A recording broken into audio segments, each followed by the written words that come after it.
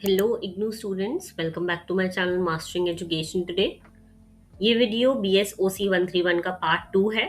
इसमें हम क्वेश्चन 3 से स्टार्ट करने वाले हैं। मैंने पार्ट 2 नहीं पोस्ट करा था अभी तक बिकॉज पार्ट 1 पे कुछ इतना अच्छा रिस्पॉन्स नहीं रहा, तो आई वॉज होल्डिंग बैक कि क्यों ही पोस्ट करना। बट आप लोग का कल एग्जाम है और आप लोगों को अगर नीड है इसकी तो आई डू दैट एंड हम लोग जल्दी करेंगे कवर। सारा कुछ नहीं पढ़ाऊंगी मैं, एक एक पैराग्राफ नहीं एक्सप्लेन करूंगी, मैं शॉर्ट में एक्सप्लेन करूंगी चीजें। ऑलराइट, देखो क्वेश्चन 3 पढ़ते हैं। क्वेश्चन 3 में बेसिकली हमसे पूछ रहा है कि फंक्शनलिज्म क्या होता है और हमें फंक्शनल थ्योरी समझानी है मैलिनोस्की की एंड स्ट्रक्चरल फंक्शन अप्रोच समझाना है रैडक्लिफ ब्राउन का। ओके, देखो सबसे पहले समझते हैं कि फंक्शनलिज्म क्या होता है। फंक्शनलिज्म, देखो फंक्शनलिज्म के अकॉर्डिंग सोसाइटी ना एक सिस्टम की तरह काम करती है जहाँ पे अलग अलग एक सोसाइटी में चीजें हैं, फैमिली, रिलीजन, एजुकेशन, ये सारे इंस्टीट्यूशन मिलकर जो है सोसाइटी में सोशल ऑर्डर और स्टेबिलिटी मेंटेन करते हैं। बिल्कुल वैसे ही जैसे एक ह्यूमन बॉडी के अलग अलग ऑर्गन मिलकर बॉडी को चलाते हैं, ऐसे ही एक सोसाइटी के अलग अलग इंस्टीट्यूशंस मिलकर जो है सोसाइटी को चलाते हैं। यही होता है फंक्शनलिज्म। ठीक है, फंक्शनलिज्म की ना कुछ इंपॉर्टेंट अजम्पशंस हैं जो आपको पता होनी चाहिए। सबसे बात सबसे पहली बात, फंक्शनलिज्म की मेन अजम्पशंस हम देख रहे हैं। इसके अकॉर्डिंग सोसाइटी जो है स्टेबिलिटी और ऑर्डर पर बेस्ड होती है, यानी कि कितनी सोसाइटी में क्राइम्स कम है, कितने लोग चीजें फॉलो कर रहे हैं, इस सब पे फंक्शनलिज्म बेस्ड है। सोशल इंस्टीट्यूशन एक दूसरे पर डिपेंड करते हैं यहाँ पर। ठीक है, हर इंस्टीट्यूशन का कोई ना कोई फंक्शन होता है, जैसे मैरिज का फंक्शन है, एजुकेशन का फंक्शन है, फैमिली का फंक्शन है।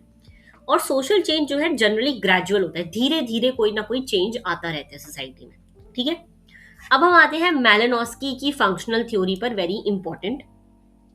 देखो मैलिनोस्की ने कहा कि सोसाइटी और कल्चर इसलिए एग्जिस्ट करते हैं क्योंकि ये एक ह्यूमन नीड्स को सेटिस्फाई करते हैं। अब जैसे कि हमने पहले ही बात करी थी कि सोसाइटी में रिलीजन एग्जिस्ट करता है ताकि हम अपने आप को एक होप दे सकें कि हाँ कुछ बुरा हो रहा है तो भगवान है ना। तो इसीलिए सारे इंस्टीट्यूशन एग्जिस्ट करते हैं ताकि हम लोग सेटिस्फाई हो सकें। इंसान की बेसिक नीड्स होती हैं जैसे कि फूड, शेल्टर, सेफ्टी, रिप्रोडक्शन। इन नीड्स को पूरा करने के लिए फैमिली, इकोनॉमी और एजुकेशन जैसे इंस्टीट्यूशन डेवलप होते हैं। जैसे कि देखो, अगर आपको फैमिली फैमिली है तो ही आप लोग एक थियोरेटिकल वे में या एक सही वे में जो है रिप्रोडक्शन वाला प्रोसेस हो सकता है ना। तो फैमिली की वजह से, मैरिज की वजह से वो चीज़ पॉसिबल है। सेफ्टी फैमिली से आती है, शादी करोगे तो वो सेफ्टी आएगी, तो वो चीज़ है ना। तो अगर मैं तुम्हें सिंपल वर्ड्स में समझाऊं तो मैलिनोस्की का फोकस इंडिविजुअल और उसकी नीड्स पर था। यही था मैलिनोस्की कि वो एक सोसाइटी में अलग अलग इंस्टीट्यूशन कैसे ह्यूमन नीड्स को सेटिस्फाई करते हैं। ऑलराइट, फिर आता है हमारा रैडक्लिफ ब्राउन्स का स्ट्रक्चरल फंक्शनल अप्रोच। देखो यहाँ पे क्या होता है, इन्होंने ना स्ट्रक्चरल फंक्शनलिज्म दिया था। इनके अकॉर्डिंग इंस्टीट्यूशन का काम इंडिविजुअल नीड्स पूरी करना नहीं बल्कि सोसाइटी की स्ट्रक्चर और स्टेबिलिटी को मेंटेन करना है। जैसे कि आप एग्जाम्पल के तौर पे समझो, फैमिली या फिर किनशिप सिस्टम सोसाइटी में रिलेशनशिप को ऑर्गेनाइज करता है और सोशल ऑर्डर मेंटेन करता है। यानी कि फैमिली वाला जो इंस्टीट्यूशन है उससे क्या होता है, हमें ये पावर के बारे में पता लगता है ना कि मेल हेड सोसाइटी में, मतलब हमारी फैमिली में मेल जो है वो हेड होगा फैमिली का। तो ये जो स्ट्रक्चर है सोसाइटी का, इसे मेंटेन करने में ये इंस्टीट्यूशन हेल्प करते हैं। यानी कि रैडक्लिफ ब्राउन का फोकस इंडिविजुअल पर नहीं था, उनका फोकस पूरी सोसाइटी पे था।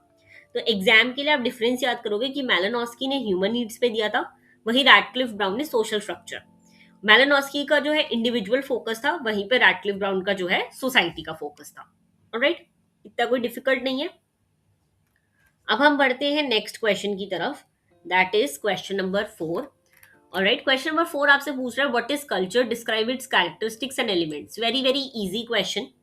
कल्चर क्या होता है? देखो सिंपल लैंग्वेज में अगर हम बोलें तो कल्चर किसी सोसाइटी का वे ऑफ लाइफ होता है कि कैसे वो लोग सोसाइटी में जी रहे हैं, कैसे वो चीजें कर रहे हैं, कैसे सोचते हैं, कैसे रहते हैं, क्या वैल्यूज फॉलो करते हैं और कैसे एक दूसरे के साथ बिहेव करते हैं, ये होता है कल्चर। ठीक है, अब कल्चर की एक डेफिनेशन जो है आपको ईबी टायलर ने दे रखी है, बहुत इंपॉर्टेंट डेफिनेशन है यहाँ पे। ठीक है, इनके अकॉर्डिंग कल्चर में नॉलेज, बिलीफ, कस्टम, मॉरल्स और लॉज जो है ये सब इंक्लूडेड होते हैं।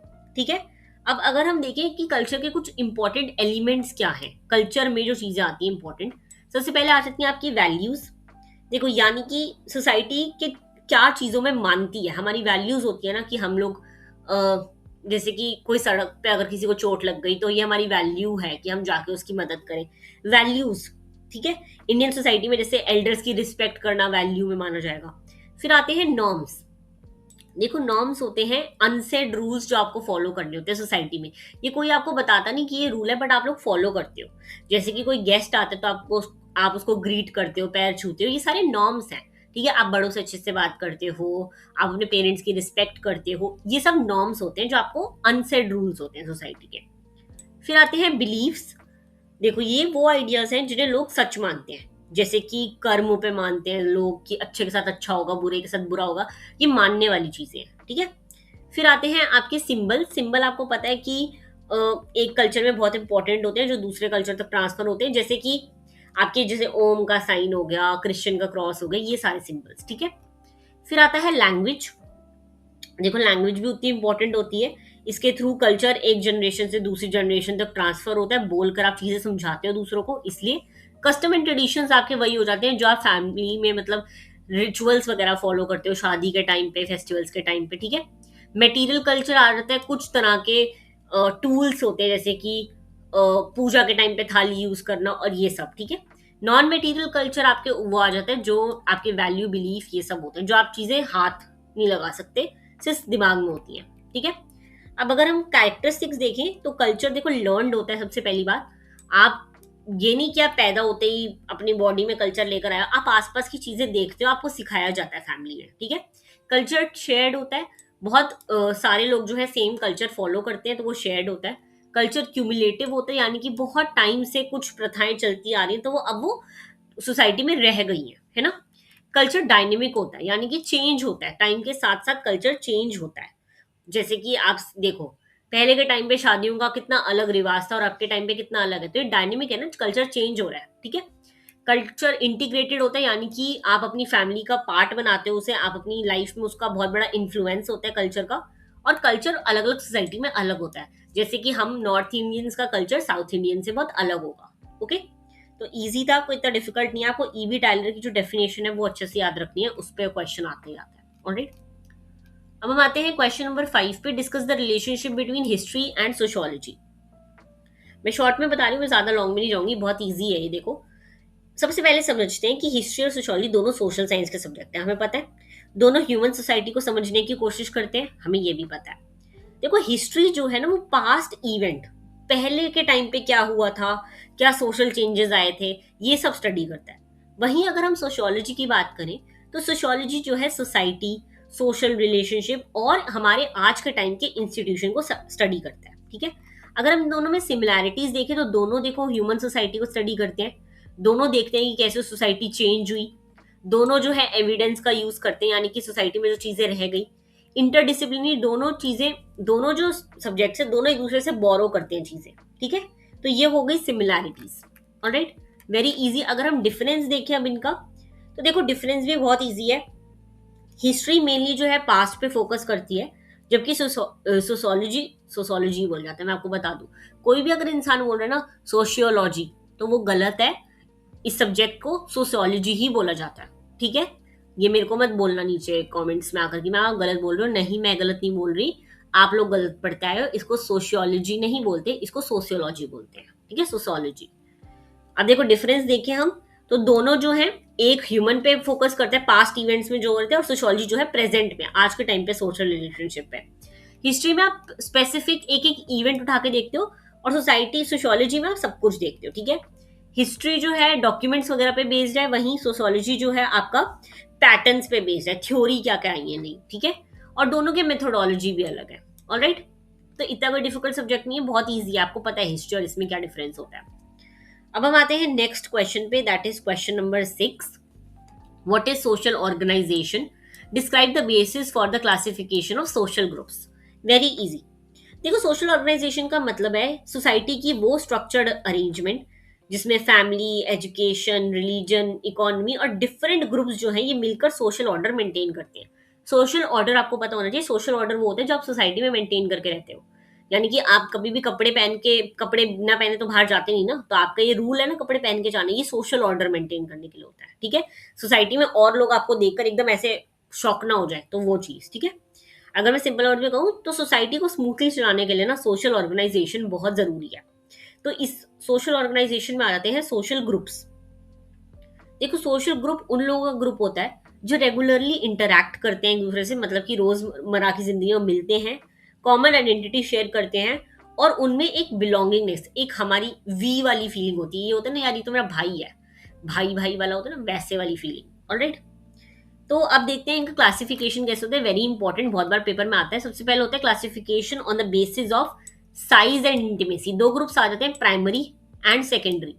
बहुत ईजी है। देखो ये पहले तो ये समझ लो, ये जो है ना प्राइमरी सेकेंडरी, ये वाला आपको क्लासिफिकेशन दिया था चार्ल्स हॉर्टन कुली ने।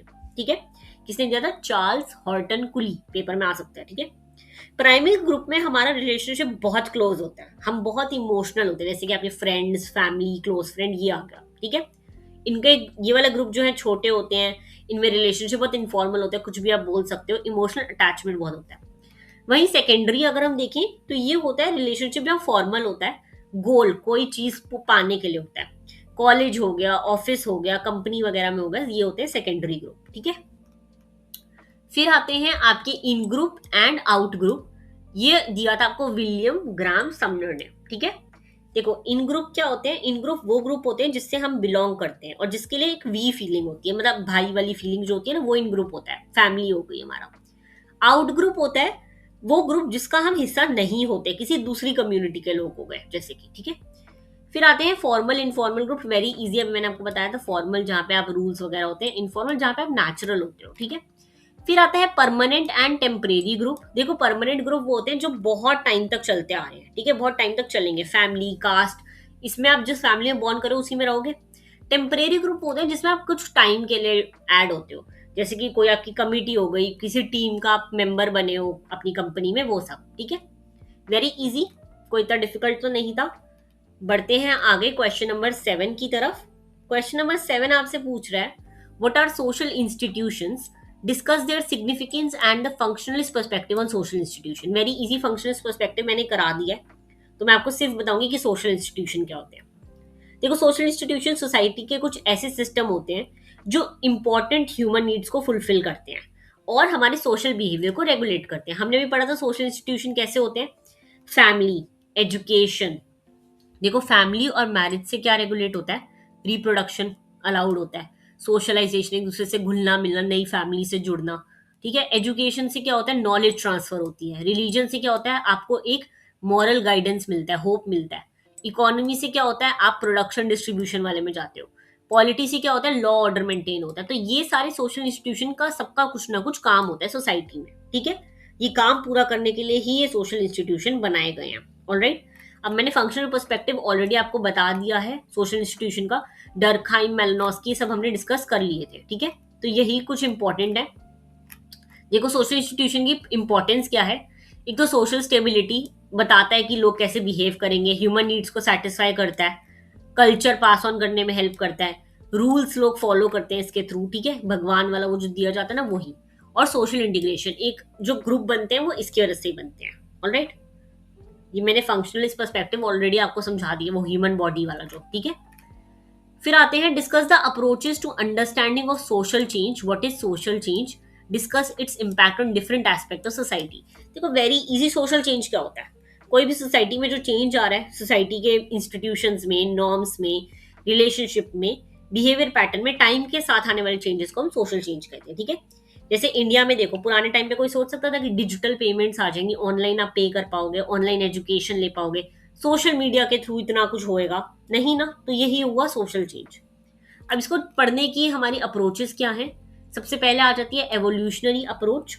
इस अप्रोच के अकॉर्डिंग सोसाइटी सिंपल, पहले बहुत सोसाइटी देखो सिंपल थी, लोग क्या करते थे? खाते थे, पीते थे, सोते थे, बस, है ना। अब क्या है देखो, कॉम्प्लेक्स बनती जा रही है। ये आपको अप्रोच जो दी थी कॉम्ट और हर्बर्ट स्पेंसर ने दी थी, नाम याद रखोगे। ठीक है, ये अप्रोच कहती है कि चेंज जो है ग्रेजुअल और प्रोग्रेसिव होते हैं, यानी कि हम आगे ही बढ़ते हैं और धीरे धीरे वो चेंजेस आती है। ठीक है, फिर आता है आपका साइक्लिकल अप्रोच। ये आपको ऑसवर्ड स्प्लेंगर और आर्नोल्ड टॉयनबी ने दी थी। ठीक है, इस अप्रोच के अकॉर्डिंग सोसाइटी राइज और फॉल के साइकिल से गुजरती है। जैसे कि सिविलाइजेशन पहले ग्रो करती है, फिर डिक्लाइन हो जाती है, मतलब ऊपर नीचे जो ग्राफ होता है ना, वो होता है आपका साइक्लिकल अप्रोच। फिर आता है आपका conflict approach, very famous and very favourite of mind. Karl Marx के अकॉर्डिंग इन्होंने जो दिया था, ये कॉन्फ्लिक्ट अप्रोच दिया था, इनके अकॉर्डिंग सोशल चेंज कॉन्फ्लिक्ट की वजह से आता है। यानी कि जैसे कि अभी आप देख रहे हो, वो जो कॉकरोच जनता पार्टी है वो प्रोटेस्ट कर रही है, सब कर रही है, तो अगर अब एजुकेशन मिनिस्टर रिजाइन कर देता है तो that is a social change. Class conflict हुआ, लोगों ने कॉन्फ्लिक्ट करा, लोगों ने लड़े अपने चीज के लिए और फिर चेंज आया, ठीक है। तो यही होता है सोशल चेंज। अब इसके लिए क्या फैक्टर रिस्पॉन्सिबल होते हैं? टेक्नोलॉजिकल, ऑब्वियसली हमने पढ़ लिया, डिजिटल पेमेंट जैसे, इकोनॉमिक, ग्लोबलाइजेशन हो रहा है, मार्केट में चीजें महंगी हो रही है, कल्चर, आपके आइडियाज लोगों से मैच नहीं करते, ये सब, ठीक है। बहुत ईजी है। इम्पैक्ट देखो, सोशल चेंज आएगा तो किस पे इम्पैक्ट होएगा? फैमिली पे। फैमिली पे देखो क्या इम्पैक्ट हुआ, पहले ज्वाइंट फैमिली बहुत थी, अब न्यूक्लियर हो गई है। जेंडर रोल्स, पहले वुमेन को काम करना अलाउड नहीं था, अब वो काम करती हैं, सब करती हैं। अर्बनाइजेशन, बहुत ज्यादा लोग जो है सिटीज में माइग्रेट कर चुके हैं, ऑलराइट। तो इजी था ये। अब देखो हमने ऑलरेडी क्वेश्चन आठ आठ क्वेश्चन डिस्कस कर लिए हैं। अब आगे वाले जो क्वेश्चन है ना, मेरे को नहीं लगता मैं डिस्कस करने वाली हूँ, क्योंकि ऑलरेडी वीडियो बहुत लंबी हो गई है। तुम लोग ये पीडीएफ परचेज कर सकते हो मेरे से। इस पीडीएफ में अराउंड देखो क्वेश्चंस कितने हम देखते हैं, सिर्फ 12 क्वेश्चंस हैं, राइट? नो, 11 क्वेश्चंस है। ये 11 क्वेश्चंस अगर तुम प्रिपेयर कर लो अपने पेपर के लिए तो इनफ रहेगा। बाकी अब इसके अलावा ये लास्ट पार्ट है, मैं इसके एक और पार्ट नहीं डालूंगी। तुम लोग ये पीडीएफ मेरे से परचेज कर सकते हो, नीचे इंस्टाग्राम का लिंक है, उसमें मुझे डीएम करो BSOC131, और ये तुम बहुत ही बेसिक प्राइस, मिनिमम इतना प्राइस जो सब अफोर्ड कर सकते हैं, उसके लिए तुम परचेज करके इससे पढ़ सकते हो और पेपर में एक अच्छा स्कोर कर सकते हो, एक अच्छे मार्क्स ला सकते हो, ऑलराइट। यही पीडीएफ अगर तुम्हें हिंदी में चाहिए तो हिंदी में भी अवेलेबल रहेगा, तो तुम हिंदी में भी इसको परचेज करके पढ़ सकते हो, ठीक है। बाकी all the very best for your exam. मिलते हैं किसी दूसरे सब्जेक्ट की किसी दूसरी वीडियो में। All the very best, thank you so much.